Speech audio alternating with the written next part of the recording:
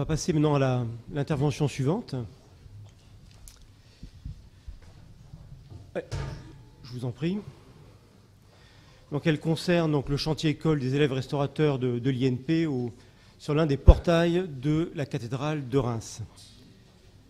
Nous allons entendre Jonathan Truyet, qui est conservateur régional des monuments historiques à la DRAC du Grand Est. Je me permets de remercier pour avoir permis ce chantier très important pour nos élèves, et les deux encadrants restaurateurs qui ont encadré donc les élèves, Juliette Lévy-Instinct, qui est restaurateur de sculpture, qui est responsable de la spécialité sculpture à l'Institut national du patrimoine, et Hubert Boursier, restaurateur de sculpture, et qui est enseigne chez nous au département des restaurateurs.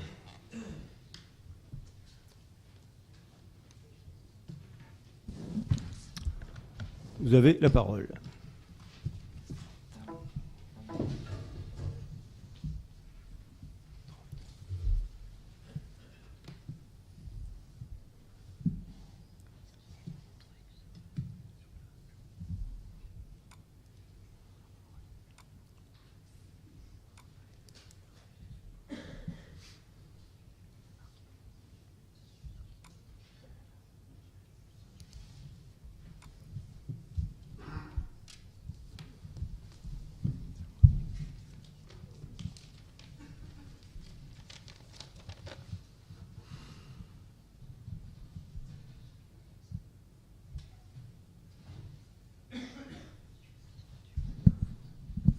Bien, bonjour, je suis ravi d'être présent ici aujourd'hui. Donc nous allons faire une présentation à 3 voix que je vais tenter donc d'introduire.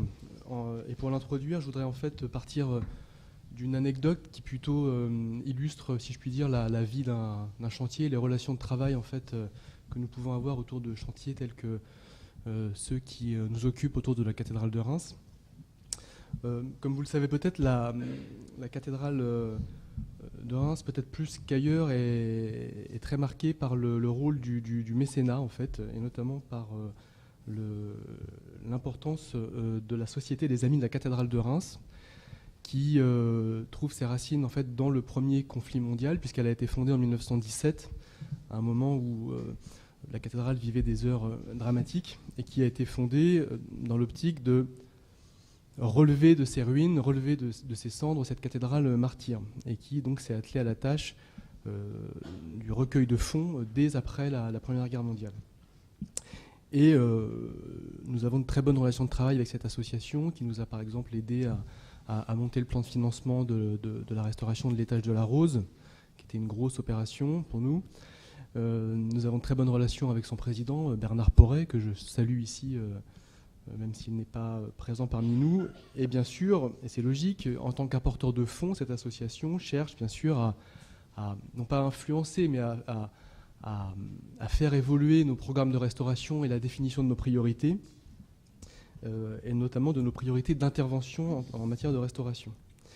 Et alors que nous étions en train en 2014-2015 de travailler ensemble à la restauration de l'étage de la Rose, son président, M. Porret, me sollicitait fréquemment afin de lancer la restauration du portail central, donc situé juste en dessous, avec l'objectif louable pour lui de terminer la restauration de la façade occidentale en 2017, c'est-à-dire au moment du centenaire de la fondation de l'association. Alors pour ma part, j'étais assez sceptique parce que je pensais, sans avoir pu véritablement le vérifier, que cette restauration avait déjà été menée en fait dans les années 60. Néanmoins, je me laissais convaincre et je confiais à l'architecte en chef, M. Dubois, une étude préalable sur ce portail central, ce fameux portail central. Et les résultats de cette étude ont été une sorte de choc, enfin de cette étude préalable ont été une sorte de choc pour nous. D'abord parce qu'elle a révélé la présence importante de polychromie dont on ne décelait pas l'ampleur jusqu'à présent. Et surtout parce qu'elle a décelé des problèmes structurels que nous n'avions pas non plus pris le temps d'analyser auparavant sur certaines des sculptures. Donc paradoxalement, cette étude a eu pour effet de stopper en fait toute velléité de restauration, j'ai envie de dire, sur ce portail, et tant mieux dans un sens, même si bien sûr ça a un petit peu déçu Monsieur Porret, puisque ça nous a amené à nous poser la question fondamentale, notamment avec le comité scientifique auprès duquel cette étude a été présentée, de savoir comment et par quelle méthodologie mener des études complémentaires afin de mieux appréhender non seulement les pathologies, mais également les problèmes d'identification et de localisation de la polychromie. Alors peut-être rapidement vous rappeler, donc, voilà une photographie qui illustre mon propos, pour vous dire que finalement, dès après la Première Guerre mondiale, bien sûr, l'État s'est empressé de traiter les dégâts causés par les bombardements de la Première Guerre mondiale, mais qu'il s'est empressé de le faire sur les urgences sanitaires, leur établissement notamment de la couverture de la nef et du transept. Mais sur les sculptures, il s'est contenté d'opérations d'urgence sans traiter les problèmes structurels notamment posés par les bombardements. Donc c'est seulement dans les années 60 qu'on prend conscience d'un grave problème sur l'ensemble des sculptures de la cathédrale, et que des programmes ambitieux s'engagent, notamment sur la Galerie des Rois, puis plus tard dans les années 80-90 sur les portails sud, dans les années 2000 sur les portails nord, dans les années 2010 sur l'étage de la Rose, comme je viens de le dire, et donc restait ce fameux portail central qui finalement avait été seulement nettoyé dans les années 60, mais de manière tout à fait sommaire.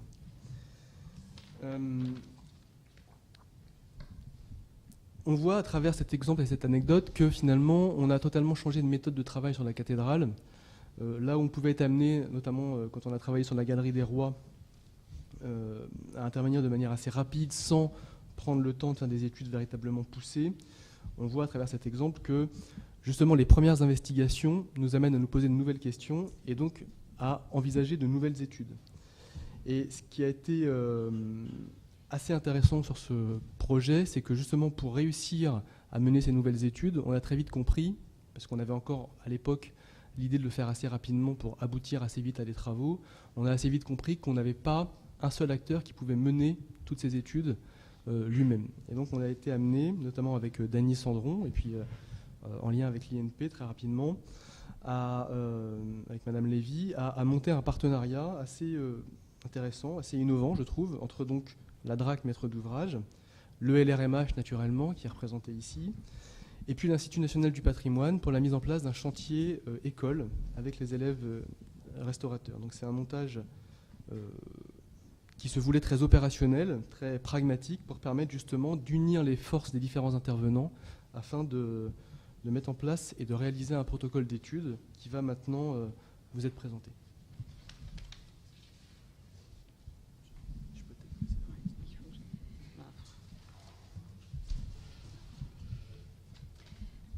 Donc, en juin 2017, pardon. Ah oui, oui, c'est vrai. Il faut que je ferme.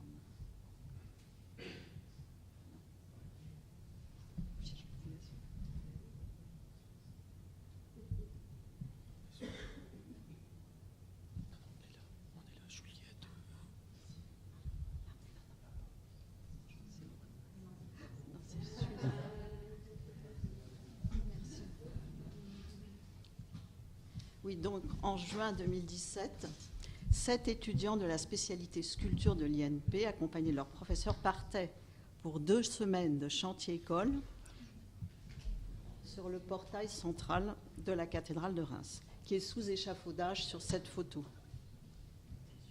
Ah oui, l'écran.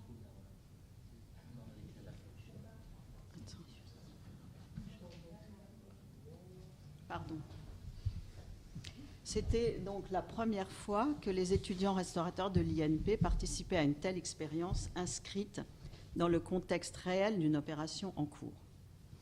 On sait, on l'a vu d'ailleurs aujourd'hui, qu'une préparation minutieuse du chantier est essentielle. En voici quelques étapes très rapidement. Nous avons rencontré nos différents partenaires, architectes, conservateurs, scientifiques du LRMH lors de 2 réunions sur place d'abord, afin de définir un calendrier. Il a fallu ensuite disposer de relevés photographiques de chaque sculpture.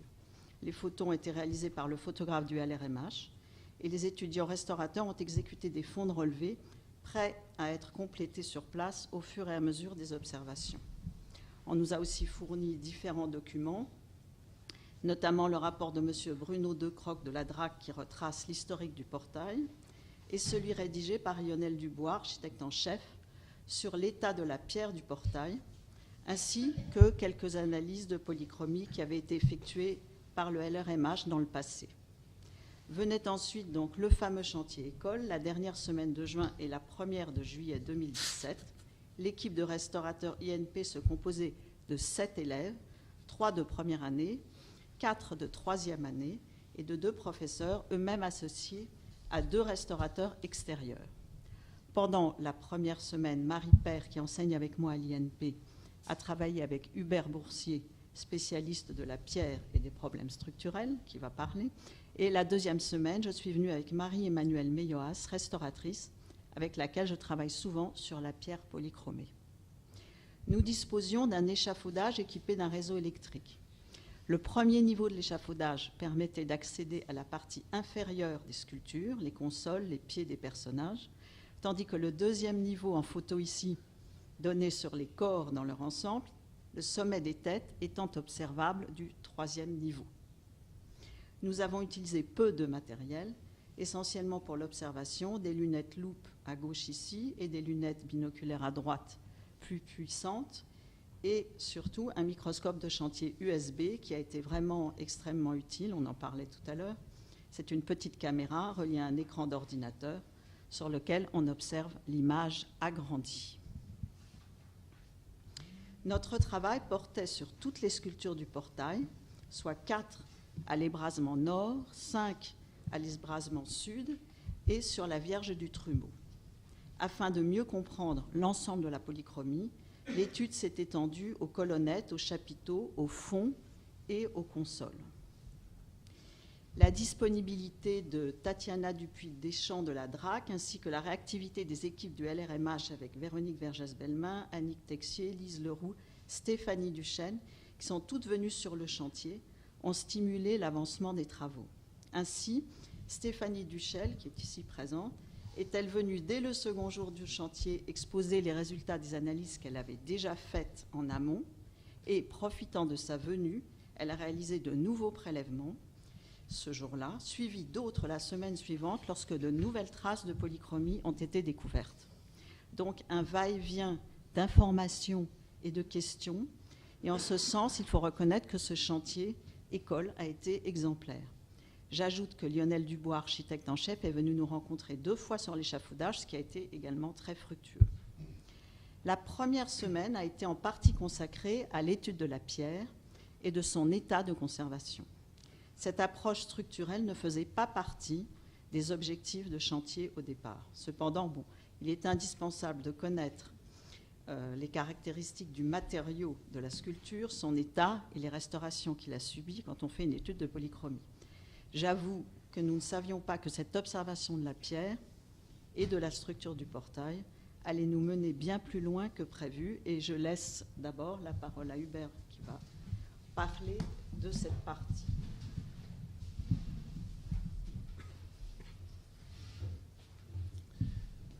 Alors, tout d'abord, c'est au cours donc des premières investigations sur la polychromie où très rapidement, en regardant dans les fonds, derrière les œuvres, sur le côté, les choses qui n'étaient pas accessibles, on s'est aperçu de fissures, de décollements,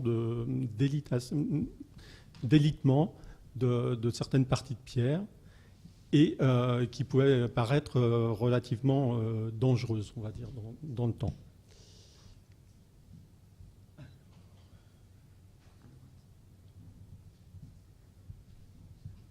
Donc, cette partie structurelle, en fin de compte, il faut la voir comme une première approche de la structure qui va être complétée après, par la suite, par une vraie étude de structure, donc commandée à une équipe de restaurateurs.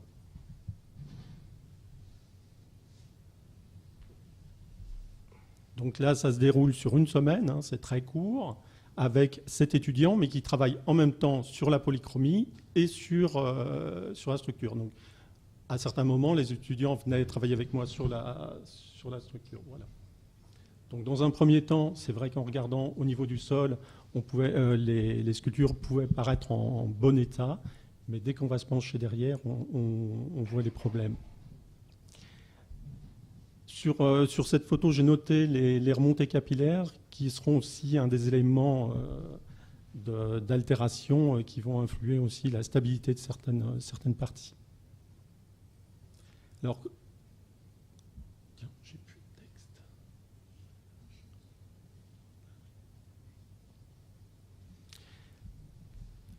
En mise en œuvre donc sur ces sculptures, on a donc un élément monolithe en pierre de Courville qui est mise en délit avec donc colonne, statue en pied reliée à la colonne donc par le dos avec un pont plus ou moins large ou directement sur la colonne, un déconsole et un marmouset. Les zones de contact des lits de pose et d'attente de la colonne amorties donc par des semelles en plomb. Vous voyez en jaune sur le... Et pour retenir le dévers de la colonne, lors de la pose et après, on a une agrafe qui est située sur le lit de pose de la colonne. Alors, au niveau des... Là, c'est schématique, théorique, on va dire. La statue est solidaire de sa colonne grâce au pont au revers et surtout grâce à sa console qui doit résister à la charge. Le rôle mécanique du marmouset, là, normalement, c'est de renvoyer la charge sur le pied de la colonne.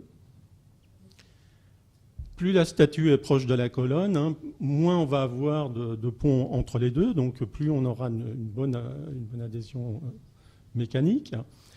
Et moins le centre de gravité, bien sûr, est éloigné de la colonne. L'ensemble de la charge statue-colonne contraint la base, donc au niveau inférieur, sur une surface équivalente à la section du lit de pose de la colonne.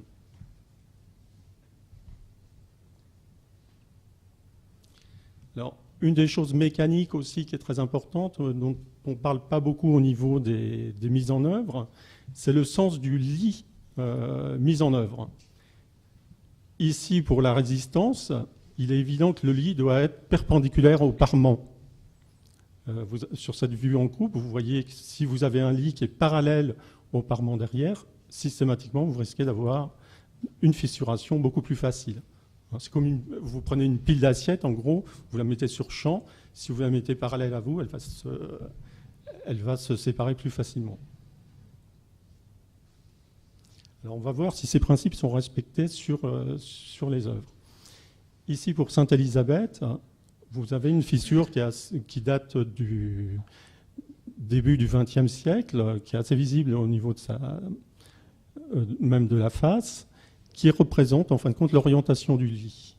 Et on s'aperçoit qu'on n'est pas dans une situation optimale, on va dire, on est presque parallèle à la surface.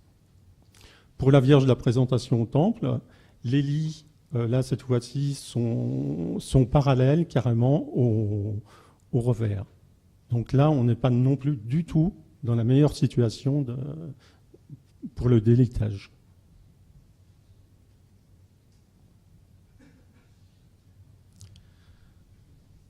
Concernant les dés sont profondément évidés, peu épais. Sur certaines sculptures, comme la Vierge de la Présentation au Temple, le marmouset est absent, parce qu'il y a eu un tronçon de la colonne de changer. Donc là, il n'y a pas d'effet de diagonale sous l'œuvre. Et même quand on a les marmousets sont... il y a un évidement derrière le dos du marmouset, donc il ne joue plus du tout de rôle mécanique.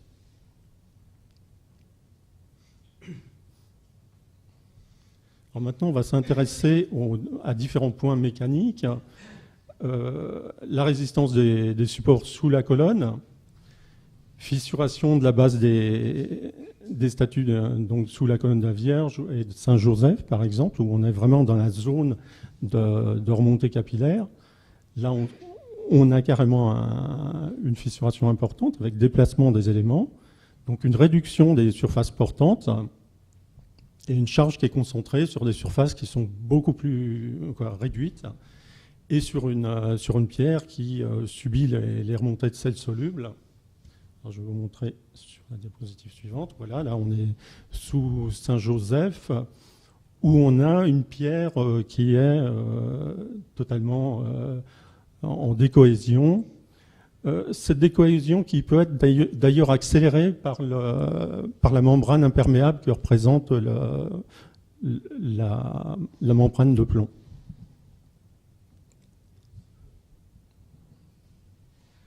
Alors, concernant les dais, pour la Vierge de la présentation au temple, on a un cisaillement total. On a d'autres dais où on a des cisaillements qui sont dans le sens toujours du lit. Hein, là, on voit sur la deuxième diapositive. Ici, on est sous le dais de la servante. Alors, on a un départ de fissuration qui n'est pas contre la colonne, mais au milieu du dais. Et sous la Vierge de la Visitation, cette fois-ci, on a un dais qui est totalement fracturé sur toute la hauteur.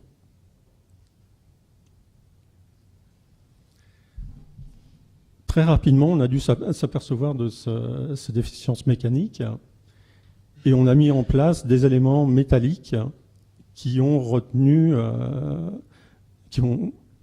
essayé de compenser ces manques de résistance. Donc, des jeux de console, on voit même trois types de consoles, on va dire.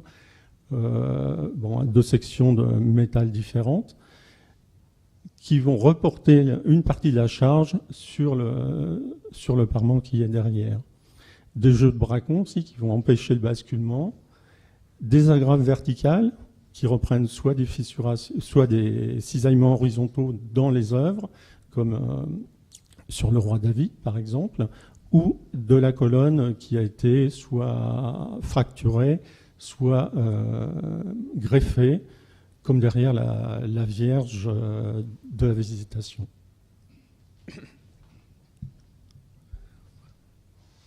Alors, dans le cas ici, par exemple, de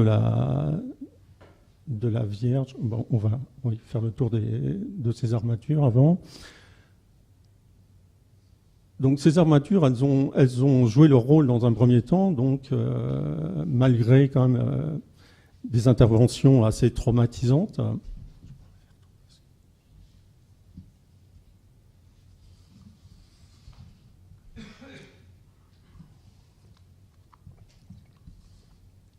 Oui, malgré ces interventions assez traumatisantes, saignées, percements, retailles, pour la moitié au moins, maintenant, ces armatures sont devenues inefficaces suite à des fissurations dues aux contraintes ponctuelles, à la corrosion des parties internes de ces armatures. Là, par exemple, pour le revers de la Vierge de la Visitation, on a plusieurs sortes d'armatures et la plupart ont créé des problèmes secondaires.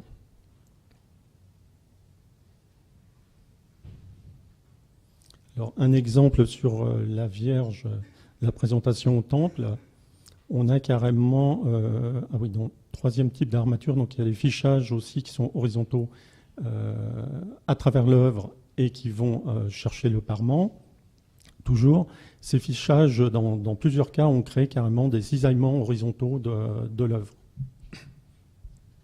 Donc là, par exemple, pour la Vierge, la partie inférieure sous ces fichages, donc on a un cisaillement horizontal. Je vous ai montré tout à l'heure un cisaillement vertical derrière cette œuvre. Et donc, là, on a tout un fragment qui est prêt à tomber. Autre chose qu'on voit aussi sur la pierre de Courville, cette pierre, dans son altération, elle a tendance à se déliter en fin de compte.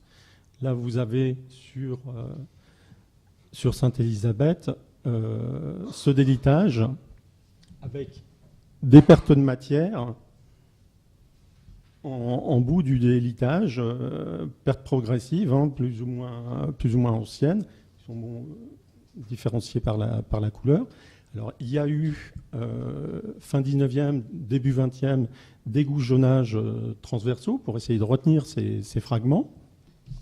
Mais on arrive maintenant à une altération.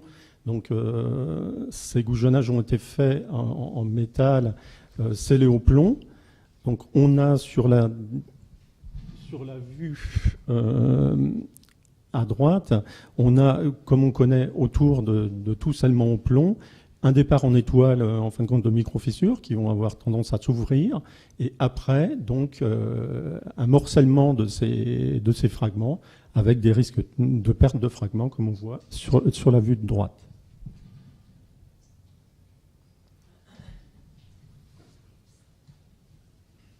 Ça y est.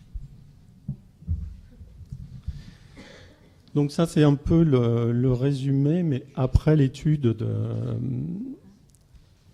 donc, qui a été menée après par Justine Sacleux, où on voit les éléments, les différentes statues-colonnes qui sont vraiment en état d'urgence.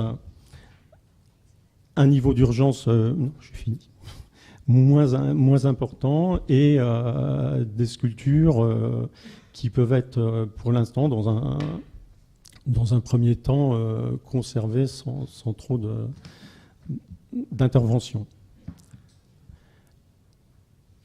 Nous, on pense que quand on avait discuté donc au mois de décembre 2017 d'une première vue de numérisation totale de cette sculpture, déjà, pour pouvoir travailler sur des systèmes d'étaiement ponctuels, donc peut-être dans un premier temps étayer l'ensemble, donc là, avec la numérisation, faire des platines qui vont sous les œuvres, pour dans un premier temps un peu sensibiliser le public en même temps à la problématique, et pour préparer dans un deuxième temps toute cette restauration, mais sécuriser en tout cas ces œuvres qui sont dans une position très, très instable.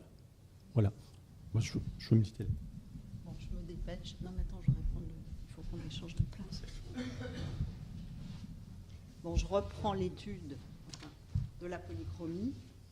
Donc, au début, les étudiants se sont sentis un peu déstabilisés par la difficulté du contexte, parce que les salissures empêchaient de voir clairement la polychromie. Les restes de polychromie ne sont localisés, en effet, tiens, qu'est-ce qui se passe? Qu'est-ce que c'est que ça? Que dans des creux préservés, des anfractuosités parfois difficiles d'accès, et il faut ajouter que la présence de 2 badigeons gris en surface ne favorisait pas les observations. Toutefois, sur 2 statues-colonnes, la polychromie est évidente, l'aile de l'archange Gabriel et le revers du manteau de Siméon. Les chapiteaux, consoles, colonnettes portent également des traces de couleur verte et rouge. La première tâche des étudiants a consisté à localiser sur chaque sculpture les restes de polychromie en vert sur le schéma. Certaines en ont très peu, et comme vous le constatez, c'est la Vierge du Trumeau à droite qui en conserve le plus. Il est vrai qu'elle occupe une position privilégiée sur le portail, elle est davantage protégée des intempéries.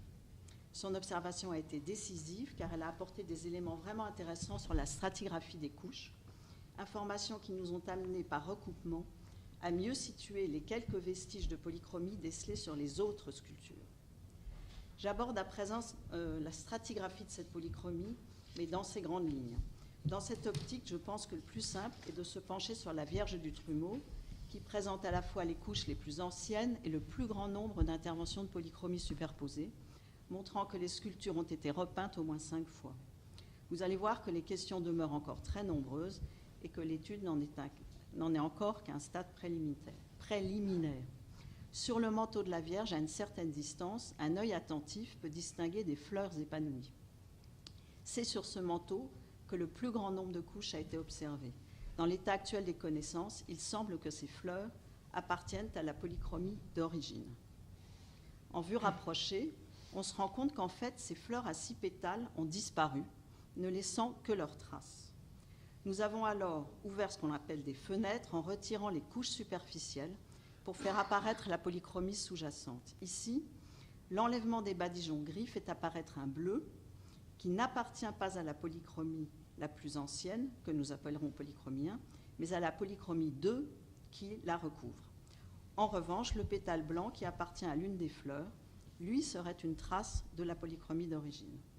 Dans cette autre fenêtre, on peut à nouveau distinguer les deux polychromies, en partie basse, un bleu et de l'ocre, qui serait la miction sur laquelle adhérait l'or, c'est la deuxième polychromie, tandis que plus haut, au centre du carré, se distingue un rectangle blanc, qui serait le fond blanc du manteau d'origine, avec un motif rouge cerné d'une fine ligne noire.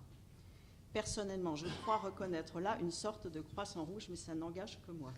Et de plus près encore, on voit uniquement sous microscope des résidus brillants d'une feuille d'étain et des particules de feuilles d'or en bas. À vrai dire, la reconstitution exacte du motif reste hypothétique. Mais je me suis risquée à faire, moi, ça n'engage que moi, une tentative de reconstitution, parce que quelquefois c'est utile même si c'est hypothétique, de ce qui serait la polychromie d'origine. Donc pour me faire une idée, j'ai imaginé donc des fleurs et des sortes de croissants rouges, et j'ai en tout cas la conviction que les fleurs que nous décelons en négatif étaient dorées sur étain, selon un processus technique que je vais tenter de reconstituer ainsi.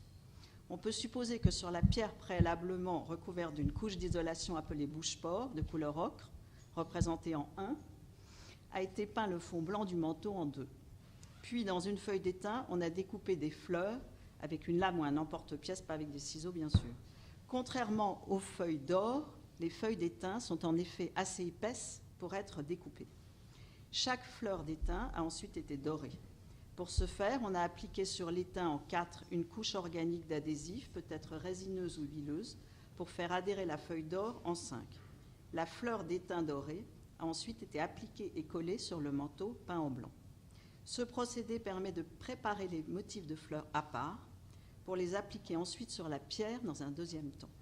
Et il est plus logique de penser que la préparation de ces motifs floraux se faisait en atelier pour être ensuite appliquée sur les sculptures qui, d'après nos observations, étaient probablement déjà en place quand la polychromie a été réalisée. Ensuite, sur ce manteau blanc, ont été peints, toujours d'après moi, des motifs de croissants rouges cernés de noir, en 6 donc, d'où cette hypothèse que je propose sur le schéma, mais qui n'est qu'une hypothèse, j'insiste. Ensuite, avec le temps, les fleurs se seraient décollées, laissant apparent le bouche-port ocre qui était appliqué directement sur la pierre. D'où cette image où la fleur apparaît en négatif. J'avais envie de faire un rapprochement avec ce que la restauratrice Marie-Emmanuelle Meilloas a observé sur la sculpture de Childebert dans l'église de Saint-Germain-des-Prés, qui est datée de vers 1250 aussi. A priori, la pierre est nue et on ne distingue rien. Elle vient du Louvre, cette sculpture, j'ai oublié de le dire. Mais sous lumière ultraviolette, elle a identifié des fleurs de lys en semis sur le manteau du roi. Aucune matière picturale n'est conservée, ni liant, ni pigment, ni feuilles métalliques. Mais ces motifs, sans doute dorés, ont laissé leurs traces à la surface de la pierre, comme les fleurs du manteau de la Vierge. Je pense que ces motifs protègent la pierre des agressions climatiques, de la pollution, des salissures, tant qu'ils sont présents, et qu'ils laissent en disparaissant un épiderme différent de celui qui l'entoure, d'où ces images. Quant à la technique de la dorure sur feuille d'étain, elle est fréquente au XIIe et XIIIe siècle, on l'a vu tout à l'heure d'ailleurs, par exemple à Angers, où la feuille d'or subsistait sur l'étain, à Amiens, c'est publié donc dans la couleur de la pierre, où l'étain est posé en un décor de losange en semis sur le fond. Ici, on n'a pas décelé d'or sur l'étain, mais l'or peut aussi bien être usé. Et pour continuer les comparaisons, le fond blanc du manteau de la Vierge du Trumeau à Reims n'est pas rare au XIIe et XIIIe siècle. On en a vu beaucoup d'exemples aujourd'hui. Il a été observé à Senlis et à Lausanne, où justement le blanc du manteau est associé à du rouge et du bleu, comme c'est le cas sur la Vierge du Trumeau à Reims. On sait que le revers de son manteau blanc peint de fleurs dorées était rouge, tandis que sur la robe, on a retrouvé des vestiges de bleu, un lapis-lazuli minéral importé d'Afghanistan. L'emploi de ce pigment est fréquent au XIIIe siècle, à Lausanne, comme ici sur le manteau du roi, et aussi à Senlis sur le chapeau.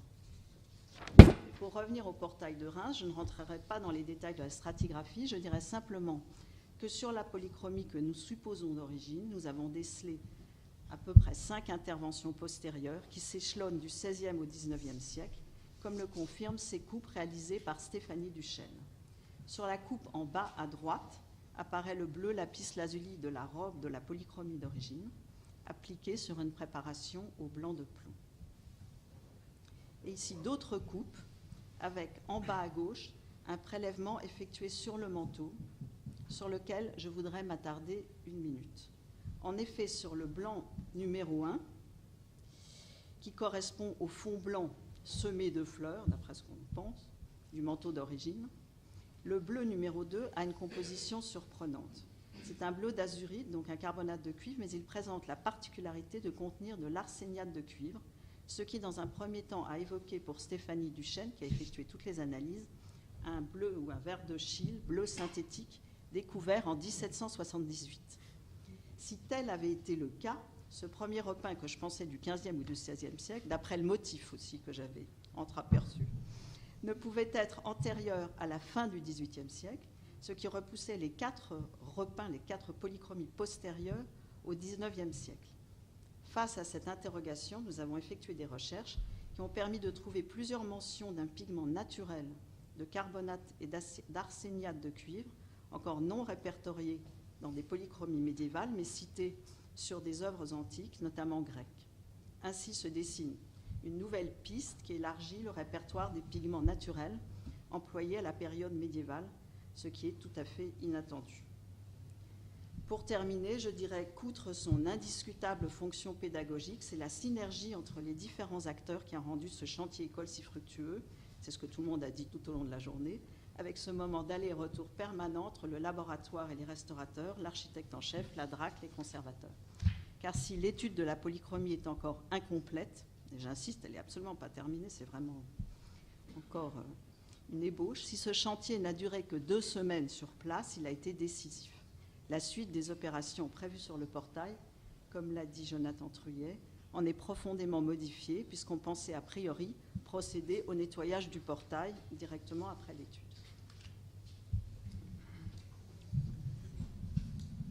Très rapidement pour conclure, puisque le temps presse, je voudrais juste dire que du point de vue de la maîtrise d'ouvrage, cette collaboration a été vraiment de grande qualité et on a été très positivement surpris de la qualité du travail, notamment des élèves qui sont encore en formation et qui se sont beaucoup investis grâce à leur encadrant, à la fois sur les aspects structurels et les aspects liés à la polychromie. Et je dois dire que ce qui a été très satisfaisant pour nous aussi, c'est de pouvoir être en mesure de démontrer que les différents services de l'État, la DRAC, le LRMH, l'INP, qui dépend également de l'administration de l'État, sont capables de travailler ensemble, d'unir leurs forces et leurs compétences au profit d'un monument majeur, sur lequel évidemment les services de l'État sont très attendus. Et je crois que ça a été très apprécié localement, cette synergie entre différentes expertises, différentes administrations, différents établissements. Enfin, effectivement, juste pour conclure, j'aurais rappelé que, bien sûr, cette étude bouleverse tous nos plans, étire, bien sûr, le calendrier, mais pour le plus grand bien du patrimoine, avec 2 réflexions maintenant à mener, affiner, même si ça a déjà été commencé par le LRMH, les techniques de nettoyage qui permettront, notamment via le laser, mais pas seulement, en fonction de la cartographie, identifier des polychromies, d'éviter toute dégradation de matière historique, d'une part, et puis d'autre part, une réflexion qui est plus complexe pour nous sur les conséquences des pathologies structurelles qui ont été identifiées et analysées, qui nous amène effectivement à nous poser plus que sérieusement la question de la dépose de certaines sculptures, ce qui bien sûr nous pose un vrai problème pour ce portail central. D'abord parce que penser la copie de ces sculptures va être très difficile. Ce sont des sculptures avec des drapés très complexes, notamment celles qui ont des drapés de type antiquisant. Et puis d'autre part, il va falloir savoir où les mettre. On ne peut absolument pas se satisfaire de les mettre dans une réserve. Il faut pouvoir les exposer au public. Mais ceci est lié à une autre contrainte qui est le manque de place actuel dans le Palais du Tau, qui est le lieu... Malheureusement, on aimerait bien, mais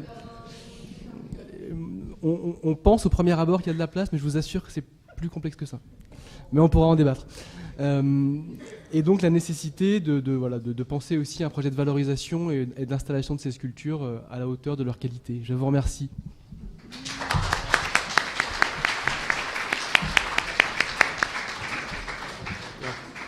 Bien, nous avons une demi-heure de discussion qui peut comprendre naturellement cet intéressant sujet, mais tous les autres aussi.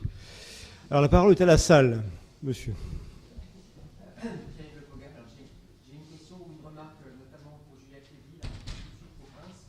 C'est à propos de la Vierge et ce que tu as dit sur la multiplicité des couches. Alors, c'est tout à fait passionnant parce que tu dis, bien sûr, ça peut être à cause de la meilleure protection par rapport au statut d'ébrasement, mais je pense évidemment aussi à une seconde hypothèse qui est tout simplement le fait que cette statue était la statue du Trumeau, qu'elle a pu évidemment avoir plus de couches que les statues d'ébrasement. Et du coup, ça rejoint des observations qui ont été faites évidemment à Amiens, en Angleterre et ailleurs, et ça rejoint du coup quelque chose qui a été dit auparavant. Il y a cette difficulté de rejoindre les couches dans certains ensembles, mais il faut tenir compte de cette éventuelle distinction du nombre de couches selon les zones. Mais évidemment, tu voulais dire, c'était certainement pour aller plus vite que tu vas... Non, on a pensé à cette hypothèse, effectivement, mais on a, en fait, vous avez vu vous n'avez pas vu toutes les coupes, bien sûr, et il y a d'autres coupes qui ont été réalisées sur les autres sculptures, où il y a effectivement moins de polychromie, mais il y en a quand même plusieurs, et donc Stéphanie Duchesne est parvenue à situer certaines polychromies par rapport à d'autres. C'est vrai que la polychromie d'origine est assez absente sur les autres sculptures, mais elle a dû exister. Donc, mais par contre, les polychromies postérieures, on les trouve aussi sur les autres sculptures a priori. On avait pensé d'abord à ça, effectivement. Et puis, je dirais que si la polychromie est plus préservée sur cette Vierge du Trumeau, c'est peut-être pas uniquement aussi parce qu'elle est dans cette position peut-être plus protégée, mais c'est aussi peut-être parce qu'on l'a moins nettoyée, j'en sais rien, je ne sais pas, mais ou peut-être à cause du climat, de l'exposition, comme on l'a vu pour d'autres portails.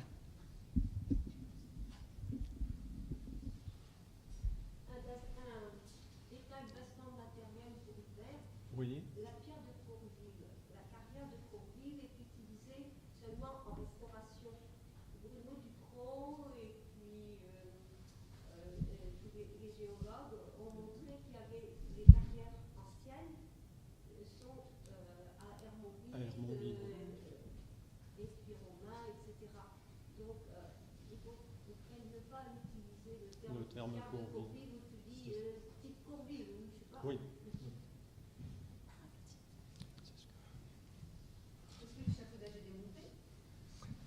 Oui, pardon, j'ai oublié de le dire, on a démonté l'échafaudage, bien sûr, pour des questions de location et de coût, mais en lien avec les problèmes structurels et les risques en fait, de chute avérés, notamment le risque pour le public, on a été amené à clôturer en fait, ce portail qui n'est plus en fait, accessible au public aujourd'hui, justement dans l'attente des décisions qui s'annoncent difficiles, vous l'avez compris, mais qu'on va devoir prendre en lien avec le comité scientifique.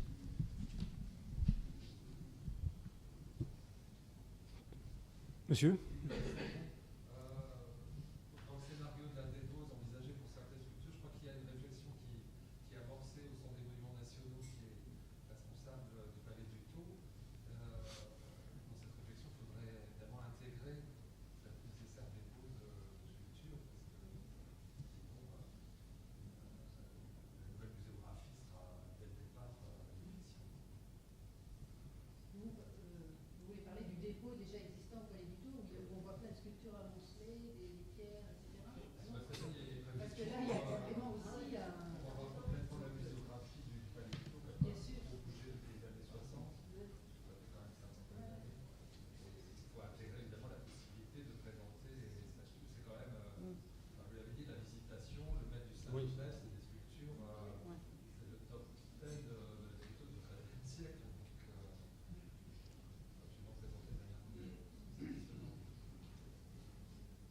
Et je pense qu'il faut envisager aussi, là on situe quelques déposes, mais on n'est pas en très bon état non plus sur les autres œuvres. Hein. Donc il faut élargir cette vision quand même que dans le temps on a des matériaux qui sont dans un état d'altération très avancé. Comme on l'a fait pour certaines sculptures, statue des dragons, des portails latéraux, sans passer par des copies. Mais c'est toujours le même problème hein, sur ce genre de sculpture. Il y a un moment où on peut déposer, et il faut prendre la décision de déposer, et il y a un moment où on ne pourra plus déposer. Même si maintenant on a des techniques pour on peut faire des coques, déposer, il y a un moment quand même on est au niveau mécanique dans une problématique presque impossible. Je veux dire, ça m'est cassé. Ouais. Voilà. Trop risqué. Trop risqué.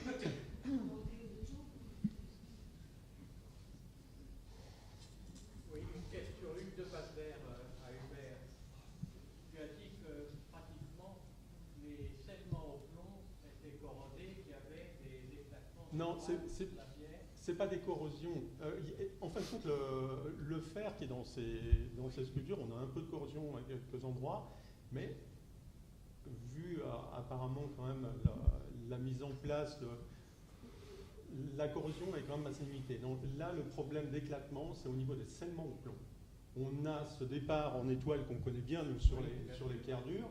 On a la même chose ici sur cette pierre. Donc, c'est pas la présence de fer dans le plomb qui provoque ce. il y a quelques cas. Il n'y a pas un système qui fonctionne parfaitement. Oui, parce que les scellements au plomb de broche métallique en fer, quand le fer n'est pas sulfureux ou de bonne qualité, c'est pas la minette de Lorraine, Voilà. on l'a fait au 19e siècle, ces scellements au plomb durent dans le temps de façon extraordinaire.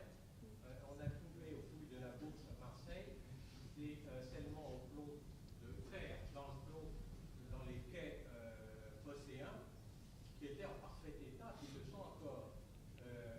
À Venise, la plupart des pierres, des balustrades des ponts, etc., sont scellées au plomb avec des broches ou des agrafes de fer, et la présence du fer dans le plomb constitue une protection pour le fer Oui. qui est excellente. Alors là-dessus, on a un mémoire à l'INP, qui est le mémoire d'Adrien Gaillard, donc, qui a soutenu il y a 3 ans maintenant, qui a montré en fin de compte que la mise en œuvre du plomb autour de l'armature est primordiale. Et que dans certains cas, si on n'a pas un enrubanage complet, correct, on risque d'avoir des problèmes de corrosion. Donc il y a vraiment une question de mise en œuvre. Et c'est vrai que là, sur certains fers, on voit très peu de corrosion. Et sur des agrafes, notamment des agrafes de reprise, d'éclatement des colonnes derrière la Vierge de la Visitation, ou sur le Roi David, où on a une agrafe au niveau du centre avec une couverture en plomb par-dessus. Là, on a éclatement de chaque côté au niveau des têtes d'agrafe. Oui, c'est parce que le fer est à l'air en contact avec la pierre. Il est probablement, il est mal. La coulée de plomb a été mal réalisée. Oui. Donc c'est un défaut de mise en œuvre. C'est un défaut de mise en œuvre. Et en paroi verticale, c'est très difficile de couler du plomb. Ça se fait quand même, on fait des goulottes en terre crue et des entonnoirs. on sent et ça marche très bien en terre à modeler.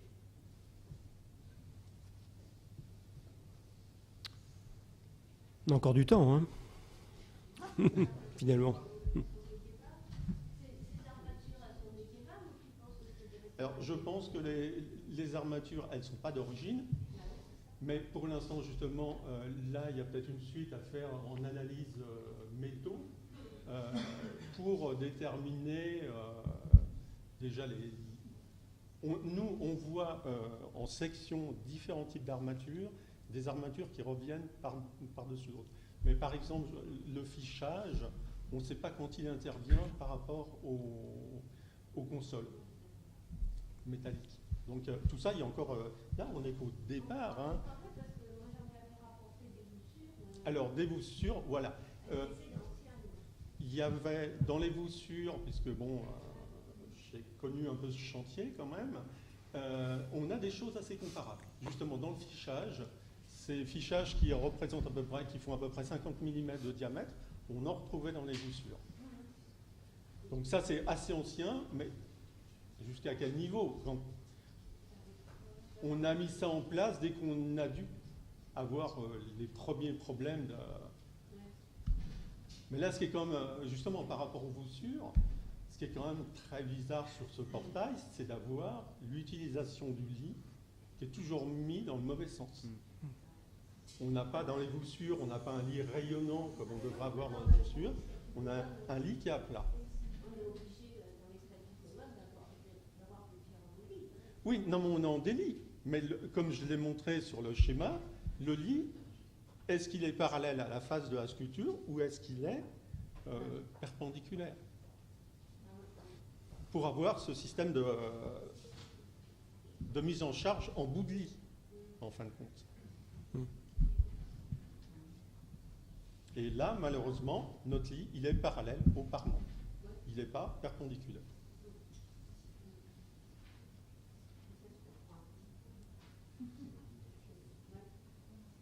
Est-ce que les comparaisons, c'est pour Juliette, est-ce que sur les portails qui nous ont été présentés aujourd'hui, on a pu identifier les décors, les motifs? Comme tu as pu voir, ça ressemblait vraiment à des fleurettes. Je parle pas de l'eau. J'arrive pas à me souvenir aujourd'hui. Est-ce que vraiment, parce qu'on a identifié la technique de l'or sur étain, non? C'est pas assez précis. Je ne crois pas qu'on ait parlé de motifs aujourd'hui dans les différentes communications. Mais en revanche, le fond blanc des vêtements, la couleur blanche, est revenu, je crois, presque pour chaque portail. Oui. C'est quand même une étude exceptionnelle, ce vêtement de la Vierge de Reims.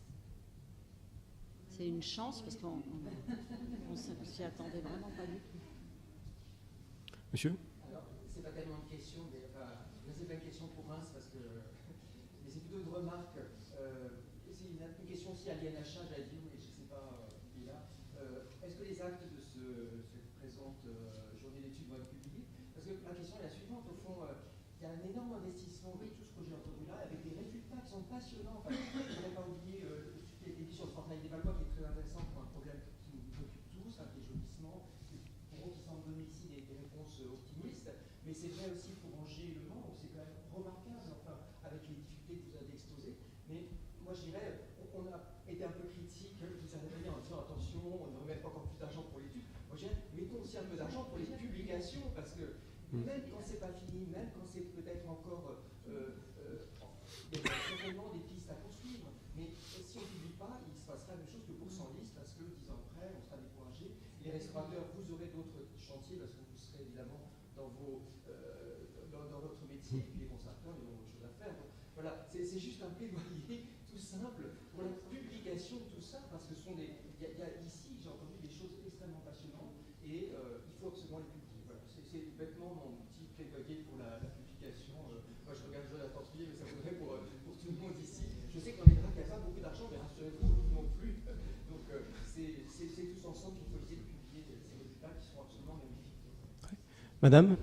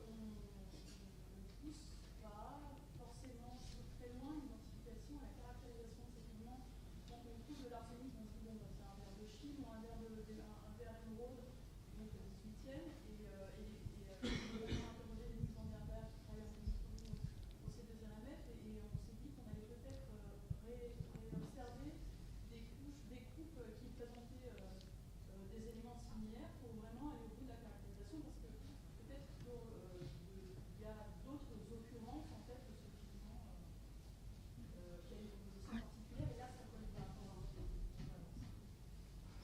Et en fait, si cette vierge était nettoyée ou si elle l'avait été, on aurait sans doute perdu pas mal d'informations, je pense. Donc, je ne sais pas ce qui va être fait par la suite, puisque ce portail est le seul à ne pas être nettoyé, non, de la façade. Oui, alors effectivement, c'est le seul à ne pas être nettoyé, mais c'est pas dramatique en soi. Il faudrait juste qu'on vérifie que le niveau d'encrassement soit pas source de nouvelles pathologies ou nouvelles dégradations. Donc il y aura certainement néanmoins, malgré tout, un nettoyage à faire. Il sera forcément extrêmement chirurgical et léger. Mais on voit bien que c'est plus la priorité, même aujourd'hui, au vu des analyses structurelles, quoi. Donc on a d'autres choses à faire avant. Ouais. Mais enfin, je veux dire, je pense à la Vierge du Trumeau parce qu'elle conserve beaucoup d'informations sur la polychromie. Je pense, et en fait, il faudrait continuer parce que là, mon histoire de croissant rouge, c'est ce que j'ai cru voir. Mais je suis quasiment la seule sur le chantier à avoir vu ça. Donc c'est pour ça que je. mais je suis sûre qu'en agrandissant ces fenêtres, si la sculpture, si on pouvait continuer à ouvrir ces fenêtres avec un microscope, on comprendrait très bien parce que c'est assez bien conservé. Donc il faut faire bien attention à conserver cette polychromie, mais même si on ne fait pas l'étude, si on ne continue pas l'étude tout de suite, quoi. Une question dans le fond, là-bas. Ouais.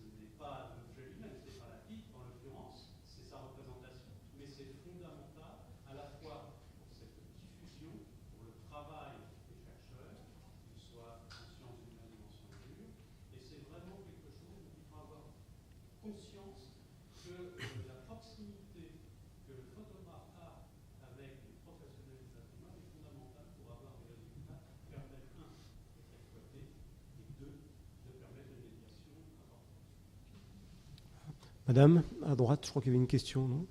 Ouais. Oui.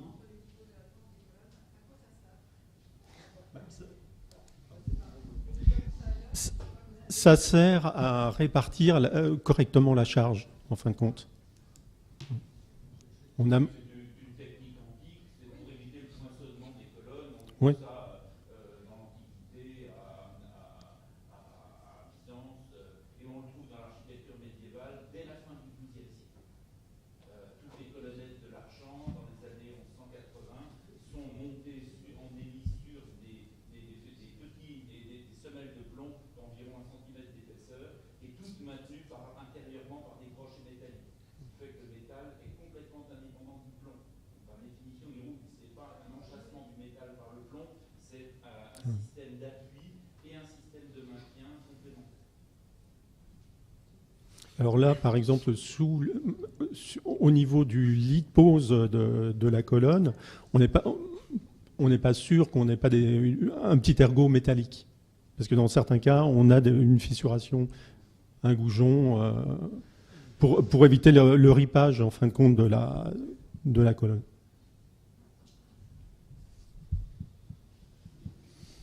Plus de questions? Bon, bien écoutez, d'écouter, plus de questions, hein. Voilà. Avant d'écouter Madame Claire Bételu qui va nous faire la synthèse de la journée, je pense qu'on peut encore applaudir tous les intervenants de la journée.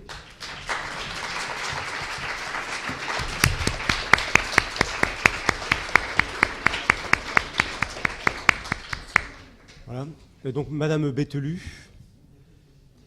Voilà.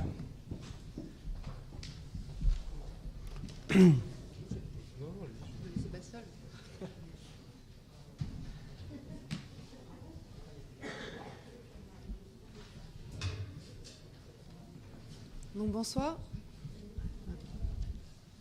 Bonsoir. Donc le comité d'organisation m'a confié le soin de conclure cette journée d'études. Je ne sais pas si je dois le remercier, mais je n'exagérerai pas en soulignant donc la richesse des présentations et des échanges d'aujourd'hui, qui rendent compte d'un travail passionné et à la fois précis et bien évidemment donc précieux pour la suite des travaux. Donc je commencerai par remercier Damien Bernet, Isabelle Marchessin et Philippe Lagneux pour cette initiative. Réunir autant d'acteurs de la conservation du patrimoine, actifs à l'échelle d'un large territoire, autour de la thématique de l'étude matérielle des portails du premier art gothique et placer le discours sur le champ scientifique, apparaît à rebours comme un projet ambitieux. La qualité et la richesse des interventions d'aujourd'hui montrent que le sujet d'étude, loin d'être clos, offre de nouvelles pistes de recherche. À ce titre, je remercierai messieurs Zeder et Zimmer, conservateurs du patrimoine, d'avoir modéré ces 2 demi-journées et nourri, minuté les débats. Les questions quant au mode de réalisation de ces œuvres demeurent nombreuses et les enjeux que pose leur conservation dans un environnement extérieur si peu maîtrisable, prégnants. On ne pourra pas nier que l'étude de la matérialité jouit d'une bonne fortune ces dernières années. Pour preuve, la multiplication des projets de recherche en France et également à l'étranger. L'étranger qui, depuis longtemps, encourage l'examen matériel de l'objet pour l'écriture d'une histoire des arts et des savoir-faire. Toutefois, on regrette trop souvent une polarisation des recherches sur l'identification, l'analyse des matériaux. Et il me semble que l'étude des portails du premier art gothique, comme on l'a vu aujourd'hui, a su s'en tenir à bonne distance. Je crois qu'il est important aujourd'hui de louer ce pas de côté ou de recul, comme le restaurateur, concentré sur l'écaille de peinture, cette approche Razmotte qu'évoquait Olivier Roland, qui doit faire un pas et prendre en compte la monumentalité du portail sculpté, reculer pour adopter une lecture macroscopique de la technologie artistique. Étudier la technique, c'est certes identifier les matériaux présents, mais c'est surtout tenter de comprendre pourquoi le choix s'est porté sur ce matériau, comprendre les modalités de sa mise en œuvre. Il m'apparaît à la fin de cette journée que les intervenants ont mis en valeur la richesse de cette problématique. Isabelle Marchessin le rappelait en ouvrant cette journée, l'étude de l'art médiéval est comme génétiquement liée à une approche matérielle de sa production. Lien inextricable entre étude de la théorie et de la pratique que l'on souhaiterait voir appliquée pour les périodes postérieures. Je ne reviendrai pas dans le détail sur les communications de chacun, mais tâcherai d'ébaucher donc une synthèse et de vous soumettre quelques réflexions qu'ont suscité les communications d'aujourd'hui. Tout d'abord, il me faut souligner la richesse du travail pluridisciplinaire, interdisciplinaire que met en lumière cette journée d'études. Donc si cette désignation peut paraître un peu ancienne, formulée d'abord par Paul Philippot, puis reprise notamment par Ségolène Bergeon dans les années 1980-90, les communications à plusieurs voix expriment le caractère émulatif de la combinaison des expertises, sans parler des nombreux échanges pendant les temps de pause. Nous avons entendu les réflexions concertées de 13 professionnels du patrimoine, conservateurs des monuments historiques, archéologues, architectes en chef des monuments historiques, ingénieurs de recherche et restaurateurs du patrimoine. La forme académique d'une journée d'études ne doit pas faire oublier que c'est au quotidien, souvent dans le froid, nous avons vu les bonnets, sur des échafaudages, qu'échangent, travaillent donc ces corps de métier, dont les formations initiales et les compétences différentes, mais complémentaires, rendent parfois les échanges difficiles, mais presque toujours fructueux. Il peut s'avérer compliqué de s'entendre sur le sens à donner à une réalité matérielle fragmentaire, fragile, et dont on hérite aujourd'hui sous une forme modifiée et altérée. Comment procéder? La communication de Clément Guinamard en début de journée a exprimé la difficulté de qualifier, de comprendre le comportement mécanique de matériaux peints soumis au cycle répété des variations climatiques, rappelant la limite de l'étude des comportements modélisés. Madame Vergès-Bellemin nous a présenté l'exemple d'un projet de recherche inscrit sur le long terme, en collaboration étroite entre restaurateurs et scientifiques des sciences naturelles, afin d'affiner le diagnostic formulé sur l'état de conservation du portail de Saint-Denis. Toutefois, la question reste posée. Comment dès lors comprendre et projeter l'état original de présentation de ces œuvres monumentales à partir de fragments? Les études de la basilique de Saint-Denis, des cathédrales de Chartres, d'Angers, du Mans et de Reims ont en partie répondu à ces problématiques. Jacques Moulin et Michael Wyss ont fait la démonstration d'un modèle méthodologique exemplaire avec la restauration des 3 portails de Saint-Denis, modèle par l'exhaustivité d'un bilan d'authenticité, élaboré à partir notamment de relevés photogrammétriques, de relevés pierre à pierre, de toute la façade, confronté à une éthique critique des sources écrites.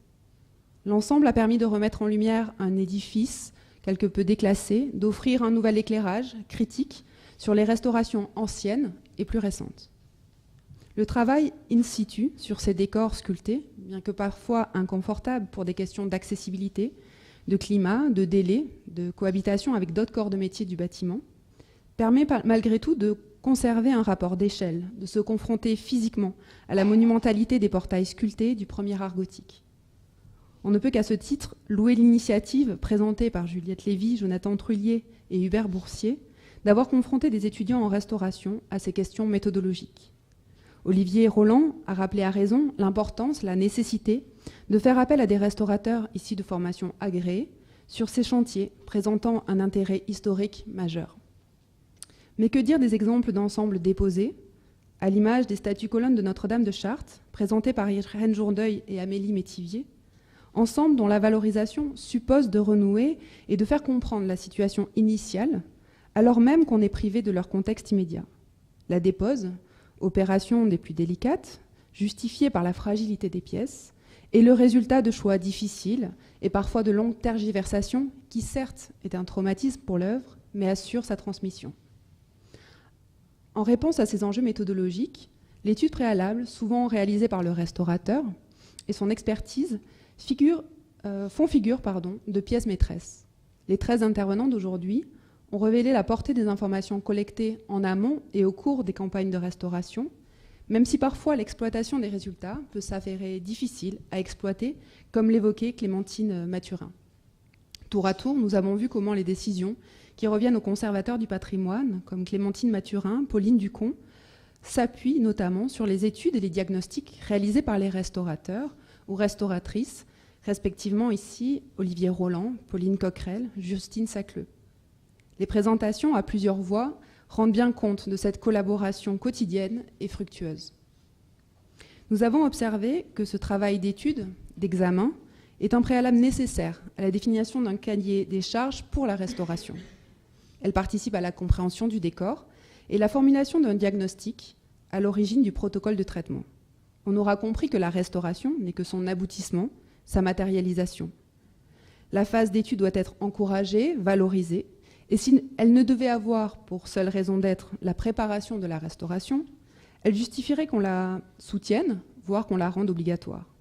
À ce titre, la sculpture monumentale a sans doute cette chance. Sa restauration induit la formulation du projet dans son projet initial, le plus souvent une étude préalable dédiée à cette sculpture. On ne saurait qu'encourager la diffusion et la pollinisation de ce type d'initiative. Néanmoins, notre présence aujourd'hui montre que la portée informative de ces travaux dépasse le cadre des travaux préparatoires à la restauration. Le temps de la restauration et les outils méthodologiques, d'examen notamment, instaurent un rapport privilégié avec ces portails du premier art gothique. Les informations consignées dans l'étude technologique, le constat d'état de conservation, apparaissent comme les fondements d'une recherche en technologie. La collation d'informations relatives à la mise en œuvre de ces portails nous renseigne sur le temps de leur création. On distingue, on identifie dès lors informations relatives aux outils, aux matériaux, aux gestes, aux procédés de l'artiste ou de l'artisan, et on reconstitue la chaîne opératoire, le processus. L'examen rapproché conduit également à l'identification matérielle des transformations, des réparations ou restaurations sur ces œuvres. L'objet patrimonial apparaît alors comme une forme de base de données sur les transformations physiques de l'objet. On s'intéresse à sa stratigraphie pour recomposer une diachronie, une identification de certains matériaux ou procédés s'apparente à une étude synchronique qui peut évoquer des périodes temporelles précises, permettant alors parfois de proposer une chronologie. Elle donne un nouvel éclairage sur des pratiques de restauration, comme nous l'avons vu aujourd'hui, de la fin de la période moderne ou de la période contemporaine, participant ainsi à une histoire de la restauration. Elle participe également à une étude critique des sources écrites, comme nous l'avons pu le rappeler ce matin. Les communications d'aujourd'hui sont représentatives de cette masse d'informations que détiennent les restaurateurs, les architectes des monuments historiques, les centres de recherche comme le LRMH, les DRAC, qualifiés de littérature grise. Elle se compose de constats d'état, de fiches de santé, de rapports d'intervention, accompagnés de fonds photographiques énormes. Nous avons pu profiter aujourd'hui de superbes couvertures photographiques et de critiques d'authenticité argumentées. La création de comités scientifiques comme ceux d'Angers ou de Saint-Denis, où à Saint-Denis a été conçu où le chantier a été conçu comme un chantier ouvert, facilité par des accès appropriés, concourt à l'interpénétration des savoirs et des discours et à la production d'une documentation. En 2012, Marie Bertucot rappelait que la conservation-restauration peut considérer la documentation qu'elle produit comme un capital, dans lequel il lui est possible de puiser les outils de sa reconnaissance comme un champ disciplinaire accompli. La formulation d'hypothèses critiques à partir d'une documentation scientifique, comme les études préalables présentées aujourd'hui, assure les fondements d'une recherche en sciences humaines. Il nous revient à présent de valoriser ces productions. L'événement d'aujourd'hui y contribue pleinement et on ne peut qu'espérer donc la publication de ces actes. Je crois n'avoir oublié personne, et dans le cas contraire, je vous prierai de m'excuser.